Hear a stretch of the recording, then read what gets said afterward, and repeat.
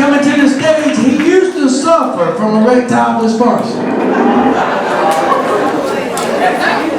No, that wasn't the joke. Stop fucking laughing. No, I said he used to. But then he got divorced. He don't suffer from that no more.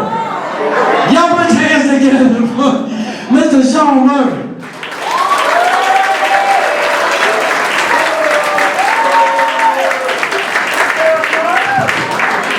So I was born and raised in West Bygod, Virginia. Yes, sir. I still have all my teeth. Or most of them, anyway. But I've been able to do a lot of traveling in my career, and I've noticed one thing. Back up. I've noticed one thing, right? People, they talk trash about us. They call us names, and they make fun of us, right? I was out of town a couple weeks ago, and a guy comes up to me and he says he thinks that West Virginia is 10 years behind the rest of the country in everything we do. I'll tell you guys, I don't believe that, but I'll tell you what, that new Will Ferrell movie, Talladega Nights, yeah, it looks like it's going to be the bomb. I've been watching the trailers for like 6 months, I can't wait. But if it is true, and we are 10 years behind everybody else, that would make sense why I didn't hit puberty until I was almost 24. Mom just said I was a late bloomer. Right, they do. I mean, they make fun of us. They call us names. I've heard them all. Pillbillies and rednecks and hicks. But me and my uncle brother, yeah, we grew up just like any other kids in this country. Churning our own butter. Cooking up some possum stew and porking our sisters. You know what I think the worst part about having sex with your sister would be? I mean, it's probably not the actual act. Unless you got a couple of older brothers like I do. I mean, talk about a bad time for hand-me-downs, right?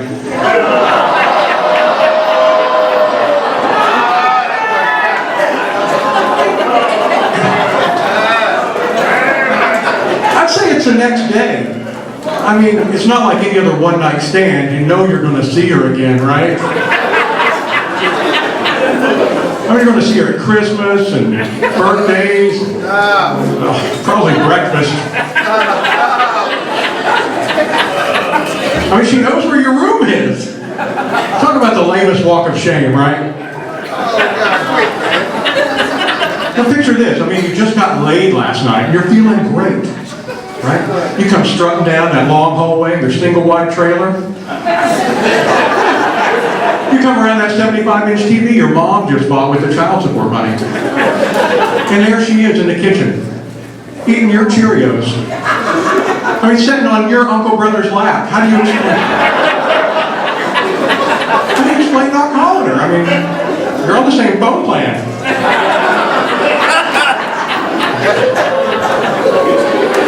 To make it worse, I mean, there's your mom right beside her, probably on her 5th Pall Mall by now. Talking about how much you've matured since puberty. Yeah, I don't want anything to do with that anymore. That's why I moved out to the garage. All right, it's a shed. But the one thing that does get me about West Virginia is the amount of camouflage that I see some people wearing year-round. I mean, it's not a fashion statement, right? I mean, you don't see George Clooney coming down the red carpet at an event wearing full camo. I think it'd go like this. George, can you tell us who you're wearing tonight? This is my 2017 spring edition Mossy Oak shirt. My Realtree coveralls. I put this whole look together with my untied Rocky boots. And my fragrance tonight is Bass Pro Shop deer urine.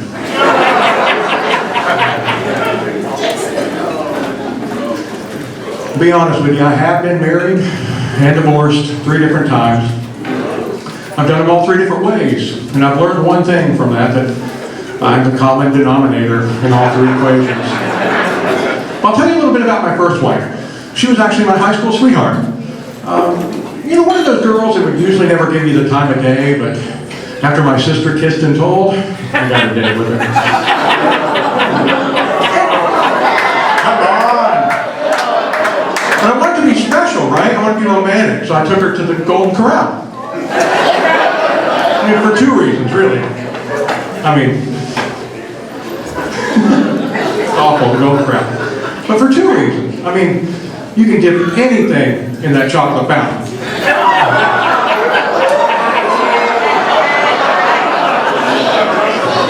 And it's freaking delicious, right? Let's be honest. So after dinner, she invites me over to her place, and she says her parents are out of town, so I'm pretty sure I knew what that meant. We get back there, we're making out on the couch, and things are getting pretty hot and heavy, so I go to make my move. And she stops me, right? And she says, I just need you to know I'm a virgin, so take it easy on me. And she's going to go to the bathroom and freshen up. Well, I immediately call my dad, and thank God he wasn't too drunk yet. I can still understand him. I say, Dad, you know that girl I took on a date? She said she was a virgin. What should I do? He says, well, boy, you need to get the hell out of there. Like, really, Dad? Is it that bad? Well, hell yeah. If she ain't good enough for her own damn family, she sure ain't good enough for ours.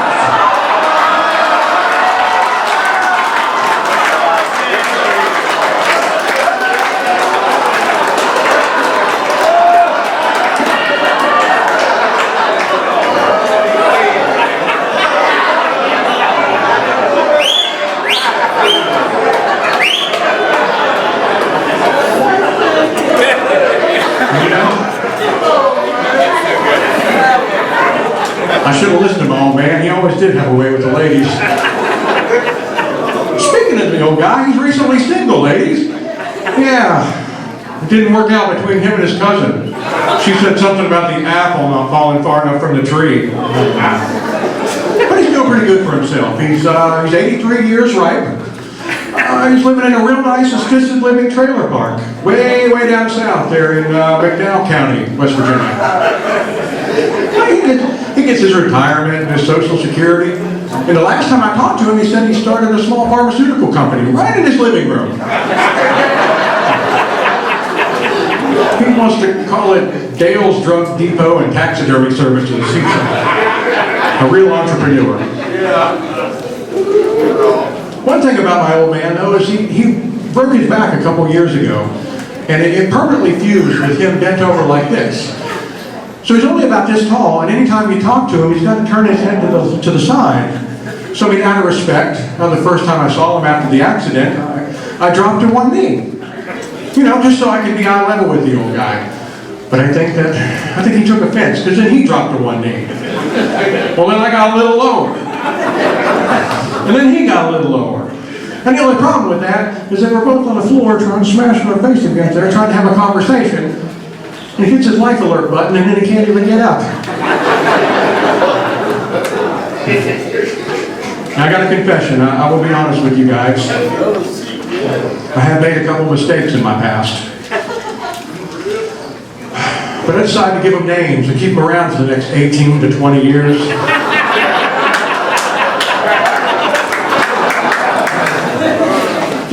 They're 11 and 13 now, and I'm beginning to wonder whether or not adoption's off the table. I mean, they're always coming up, they're fighting, and they're always coming up to me asking me questions that I don't know how to answer as a dad, right? I mean, like, why is the sky blue? Who knows, right? And why do crayons come in even numbers? Well, who cares? And why are we the only kids in the trailer park with Uncle Brothers? Thank you guys so much. That's my time.